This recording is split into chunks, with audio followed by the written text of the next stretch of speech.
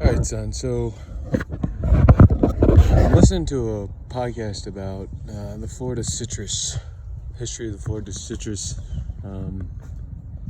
industry, and kind of how it got to where it is now.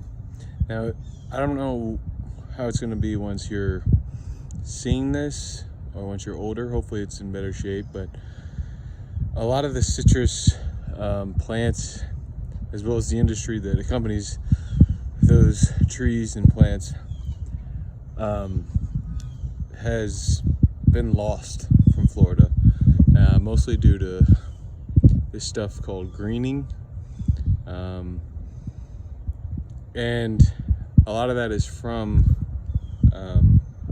centralization and mandating of licensing and requirements of buying certain nutrients and other things like herbicides, glyphosate, which was known as Roundup back in the day, to use on their plants. So what I'm finding out in this podcast, which not much has changed. It's only gotten worse in this country. So hopefully it'll be better by the time you're coming up. That's my goal, is to help make sure that you have somewhere where you can feel optimistic about it. And hopefully these can help inform you on kind of where things are at, who I am, and what to avoid and what to do or not, what to do or not do going forward. You may take it, you may not, but I'd rather make this the thing and leave it up to your decision than have not made it at all. So here we are. Anyways, the industry changed a lot during there's these big freezes in 1983, 85, and 89. And after 83 and 85, apparently a lot of the insurers of the citrus orchards were pulled out and no longer would insure any of the citrus grows in Central Florida after these 3-day freezes where it was 17 degrees in Central Florida, like Tampa, Orlando, those main hubs, I guess, and then above. Lake County was a big one, and there was over 10,000 actual 10,000 acres, I believe he said, of actual citrus groves, which has gone down to 3,000 or something. And there's a huge, after the insurers left, they wouldn't insure citrus groves, and then there was the insurer, I didn't get info on who the actual insurers were in the area, but then they started to offer 100%. I think he said, I don't know, it was some sort of extremely generous insurance package on any sort of real estate development in those areas where the citrus orchards had been. And so these giant insurance industries shifted the entire state of Florida's economy and its general look off of these freezes. And then on top of that, there was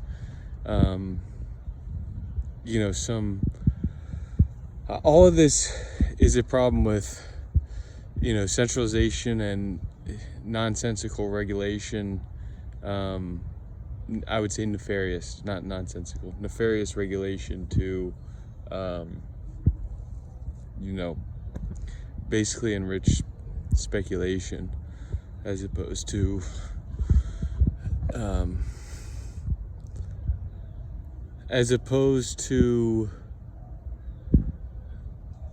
providing for general tranquility, or ensuring for not providing, but ensuring general tranquility. And so and it's interesting now because these extremely generous, insurance to develop the land for, residential real estate, commercial real estate, basically what people think of as Florida today, like the suburban or the subdivision of homes with a golf course or something nearby and a strip mall, 5 miles away or something, where everybody buys everything. And now that's being pushed out, and insurers are no longer insuring homeowners in the state of Florida for various, mostly fraudulent reasons that I honestly, son, I wish I could get into it more, but I'll probably be banned, which is crazy, and I'll get into that in some other videos, maybe not on the YouTube channel, maybe on a Rumble video or something.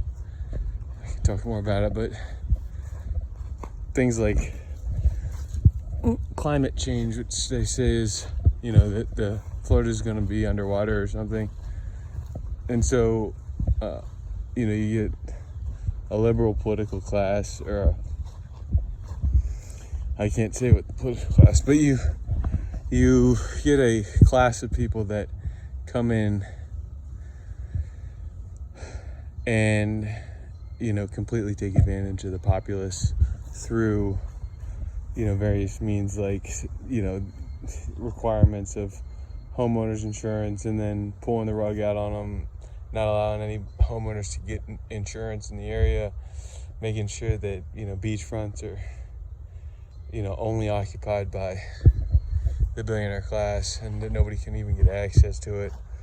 But anyways, it's funny because in 1983-85 you had a similar onslaught of kind of a redirection of the state of Florida from kind of farming producing state to a tourist, or even more, it was already a tourist state, so it was even more so tourist and retirement state. And now that it's a retirement and tourist state, it's more profitable to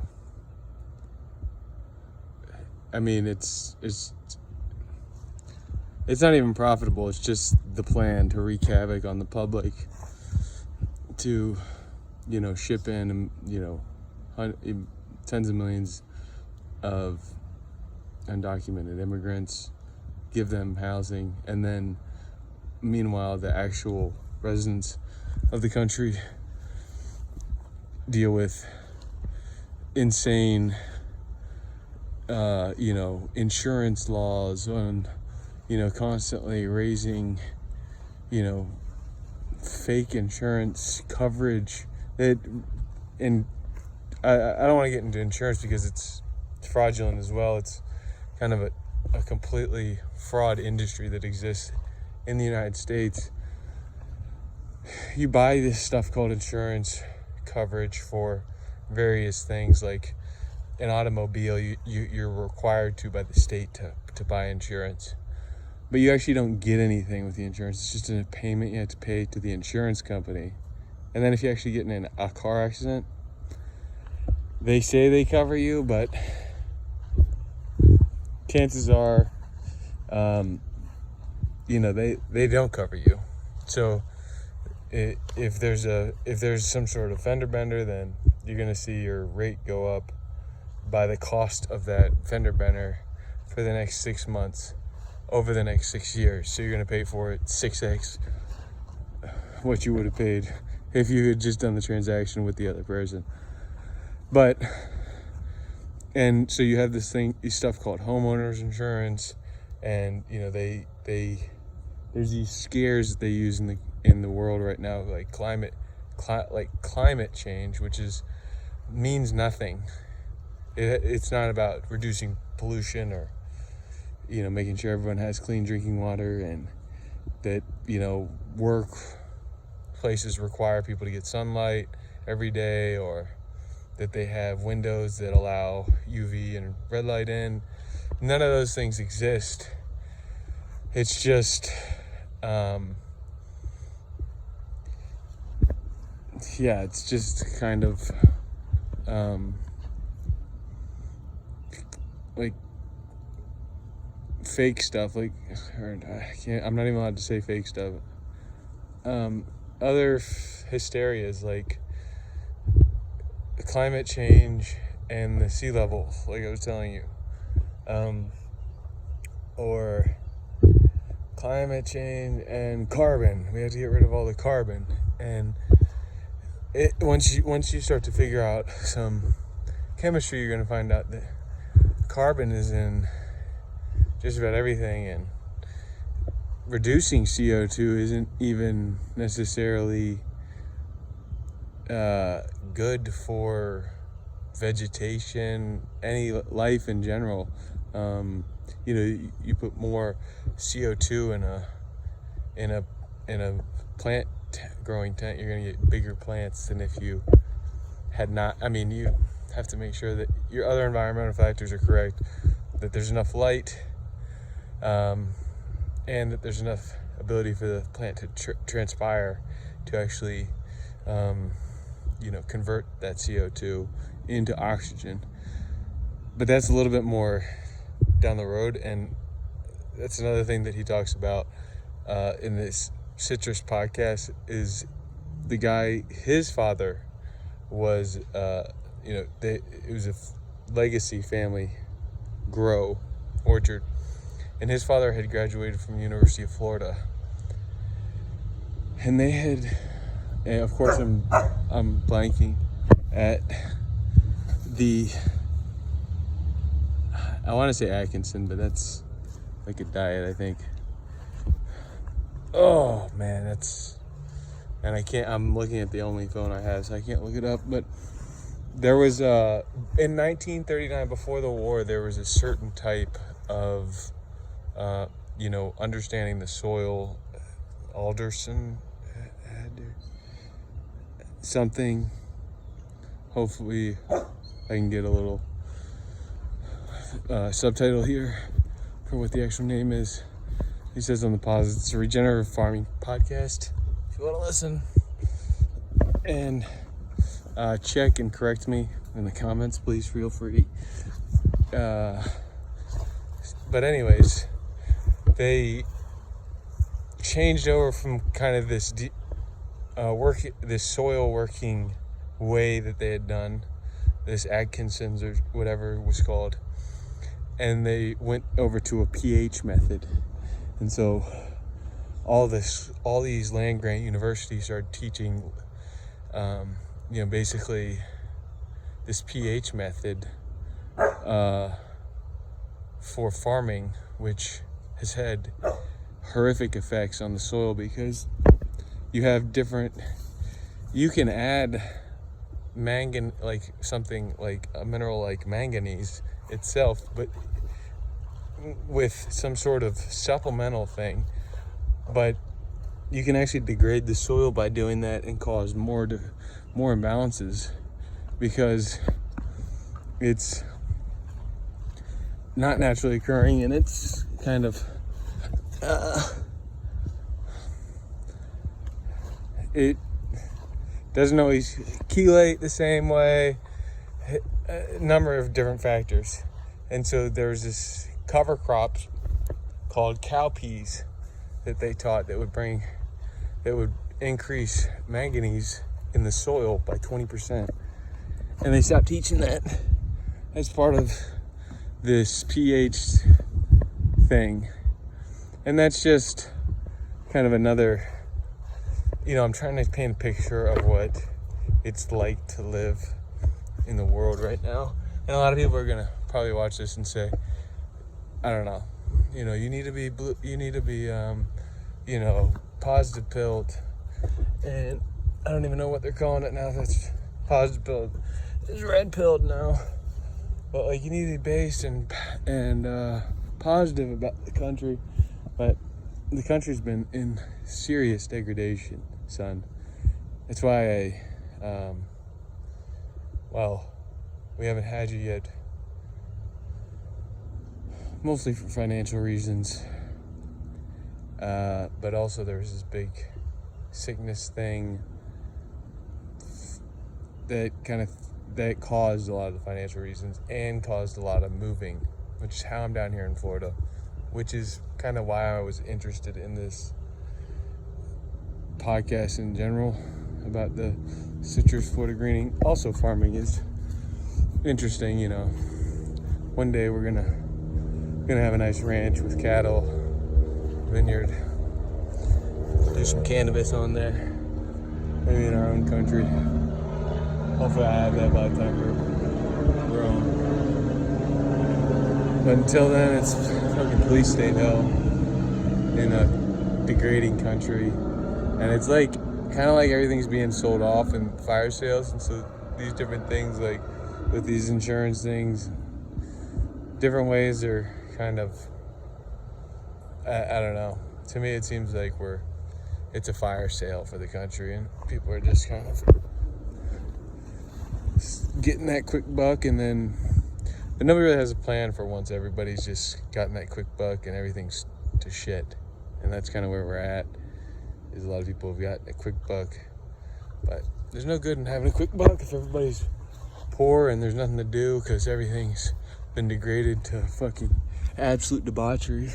So it's kind of a conundrum what you sell out for.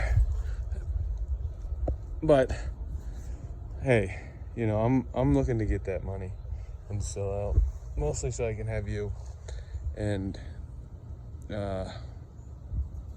talk to you in real life and not have to kind of maneuver with my wording and go off my train of thought to fix my wording so that it's considered not wrong. I think for some of these censorious apps, that is really the way that you kind of store pictures and memories and thoughts. This time, I mean, a lot of people have storage and more storage and money, but the boy doesn't. So storing it on a public place is actually kind of, I don't know. Anyways, yeah. So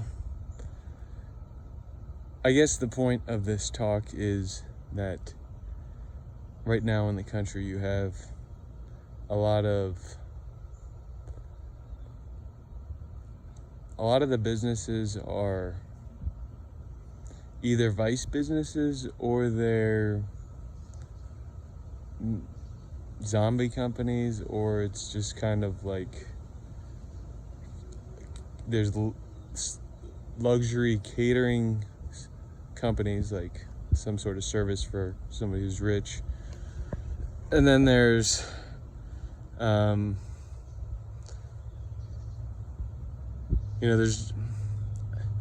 there's really, there's tourism, there's healthcare, which is state funded, supported.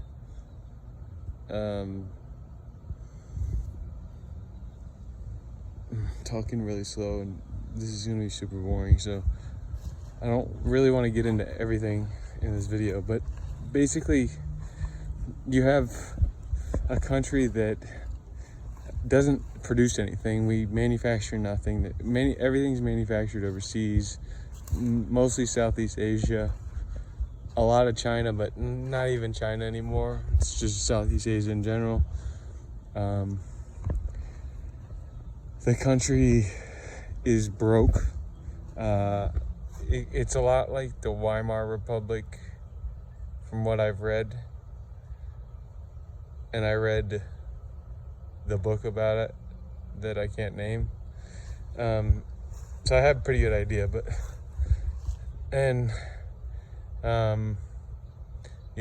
so it's a lot of vice businesses. Gambling's big right now. Porn is big, right? Like OnlyFans is a porn site it's like a social media porn site, kind of. Like, you pay to, I guess, chat with the ladies or the guy, or there might be couples on there or groups, but anyways, you pay for a request or to talk. And so, like, in a super chat for like a YouTube video, somebody will pay to ask a question, like, hey, what do you think about yada yada. So I'm pretty sure for OnlyFans you get paid for people to ask. I'm not exactly sure if you like live stream or if you just upload a video and then people pay to comment, or but anyways, you make a lot of, like, I know you make money on like subscriptions because people subscribe, and then you make money through some sort of direct messaging with these online prostitutes. And that's a huge business. It's one of the biggest growing businesses in the nation, along with gambling, legalized sports gambling. And what are some other things? Real estate is big right now. But again, as I just told you with this insurance fraud stuff, that goes with the real estate stuff. A lot of the real estate stuff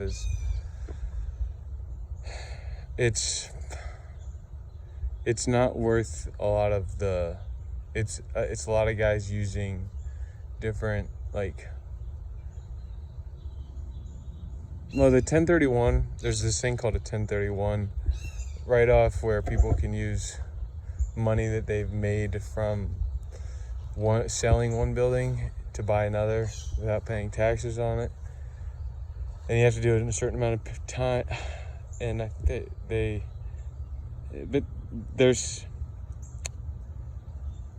and I'm not saying the 1031 exchange is necessarily horrible, but I think you have a lot of, I know that there's a lot of bad incentives. I know there's a big apartment building on Park Ave. I forget the 427C is this law that was made for these luxury apartment builders, that they didn't have to pay any taxes if they built 60 units of affordable housing, but none of that affordable housing was actual housing that was built in that Park Avenue site. It was all built in the Bronx. And then they made basically $1 million a year just off the subsidy per apartment, per year, which I don't know exactly how all the financials works, because I didn't see all the financials. It was something that I listened to, just like this citrus thing. But that's kind of the real estate thing is a way to kind of, move money. And a lot of people the real estate thing is not like, real estate doesn't produce anything. So as a nation, it's not going to be something that is subsistent, despite having, a lot of land that I guess they want to convert to luxury apartments from citrus and, cattle farms or whatever, turning producing things to non-producing things. But anyways, if I post this video, son, it'll probably get a ton of hate because I'm being too negative. But, it isn't a positive video, and I will share those. But I think it's important to just talk about some of this stuff, this tomfoolery that occurs, so that you can be prepared for the world as it is, and not as some fairy tale BS that you'll be kind of indoctrinated to think early on. So anyways, signing out, my G. Gonna throw some tennis balls for the Tanton right there. That's your young pup. He'll be older by the time you're coming into this world. He's just a youngster now, but anyways, that's him. He's a good dude. But, alright.